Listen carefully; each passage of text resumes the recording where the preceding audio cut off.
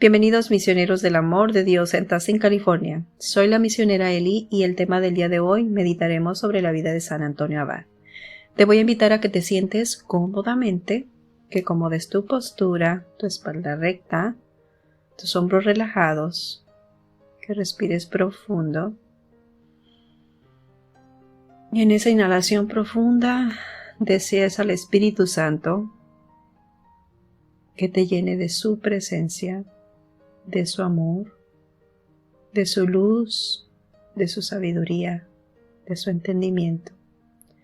Gracias, Padre Espíritu Santo, por ser nuestra luz, nuestra guía, nuestra inspiración. Síganos guiando en este caminito espiritual para hacer siempre la voluntad de Dios, para ser esos discípulos obedientes y humildes y reconocer que sin tu ayuda no podemos. Gracias, Padre. Gracias, Hijo, y gracias, Espíritu Santo. Todo eso te lo ponemos. En el nombre de tu Hijo querido, Cristo Jesús. Amén. Respiramos profundo. Y nos quedamos en esa paz que Dios quiere ofrecernos. Ese descanso mental y físico. La vida de San Antonio Abad se festeja el 17 de enero, conocido como San Antonio el Grande o del Desierto, una persona que más influyó en el cristianismo primitivo. Su vida marcó el inicio de una vida monástica, convirtiéndose en un modelo de dedicación total a Dios y de lucha espiritual. Nació en el año 251 en Coma, un pueblo a lo alto de Egipto. Vivió en el tiempo donde el cristianismo estaba en constante expansión, pero también experimentaban desafíos significativos como persecuciones y divisiones internas. En esto destaca no solo su santidad personal, sino el impacto que tuvo en la espiritualidad cristiana. San Antonio era de una familia acomodada y profundamente religiosa. Sus padres eran dueños de tierras fértiles y de grandes propiedades. Sus padres les proporcionaron una infancia estable, marcada por enseñanzas de valores cristianos y una educación centrada en la fe. Desde niño, Antonio demostró tener un carácter reflexivo y una inclinación hacia la espiritualidad, características que lo distinguieron a lo largo de su vida. Aunque siempre tuvo todo materialmente hablando, siempre mostró una sensibilidad por las necesidades de los demás. Su vida cambió drásticamente cuando él tenía aproximadamente 20 años. Sus padres fallecieron y quedaron huérfanos él y su hermana menor. Este suceso los unió en un profundo proceso de reflexión sobre el propósito de su vida y el valor de las riquezas materiales.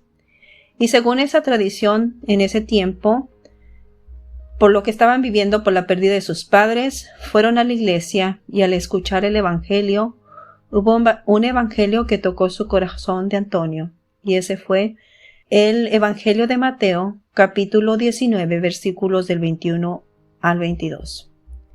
Dice la palabra de Dios: si quieres ser perfecto, anda, vende todo lo que tienes, dáselo a los pobres y tendrás un tesoro en el cielo. Luego, ven y sígueme. Es el pasaje del joven rico. Entonces, en la primera parte que está aquí, nos está diciendo, si quieres ser perfecto, si quieres ser santo, si quieres ser mejor, ¿cuáles son las cosas que tenemos apego y que no nos dejan avanzar en el seguimiento de Dios? Cuando el joven oyó esto, se fue muy triste porque tenía muchas riquezas. Este pasaje de la Biblia le impactó tanto que le llegó al corazón y transformó su vida. Tomó una decisión drástica y definitiva por el resto de su vida. Movido por el Evangelio, decidió desprenderse de todas sus posesiones materiales. Vendió las tierras y los bienes que había heredado, distribuyéndolos entre los pobres de su comunidad, y ese gesto de caridad sorprendió a muchos. Este fue una expresión de su fe y de rechazo a la vida cómoda que siempre había tenido. Comprendió Antonio que para seguir a Cristo debía renunciar a todo lo que le ataba a este mundo, abrazando una vida de sencillez y dependencia total a Dios. Y después de esa decisión toma otra decisión crucial. Confió la educación y el cuidado de su hermana a una comunidad de vírgenes cristianas. Era un grupo de mujeres que vivían dedicadas a la oración y al servicio. Este acto aseguraba el bienestar de su hermana y ayudó a Antonio a liberarse de la responsabilidad terrenal. Así podía centrarse en su búsqueda espiritual, y es aquí donde adoptó un estilo de vida ascética para dedicarse a la oración, a la meditación y al ayuno. Y se fue afuera de su aldea donde él vivía a buscar un lugar tranquilo donde él pudiera estar en esa comunicación con Dios. En este tiempo adoptó un manual de oración y de trabajo físico, porque para él sentía que era la manera de fortalecer tanto el cuerpo como el alma. Y su forma de vida llamó la atención de muchas personas. Muchas personas acudían a él para consejos espirituales. Aunque Antonio buscaba la soledad, su santidad creció muy rápidamente, atrayendo a discípulos que querían seguir su ejemplo.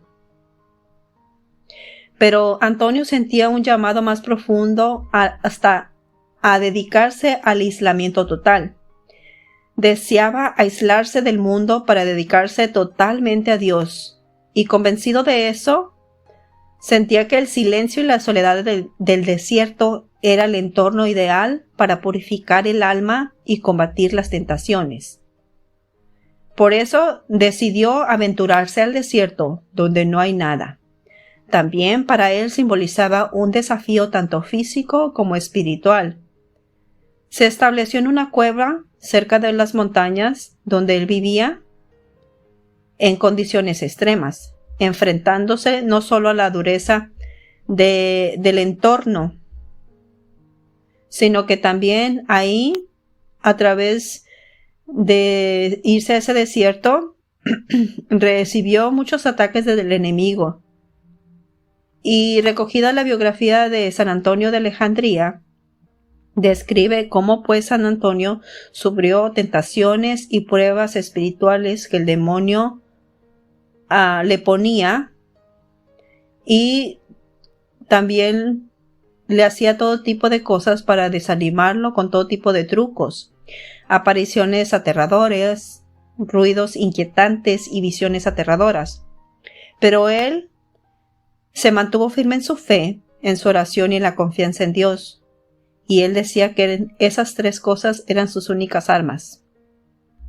Estas batallas fortalecieron tanto su espíritu, y a través del ayuno y la oración le ayudaron para también tener victoria sobre esas luchas.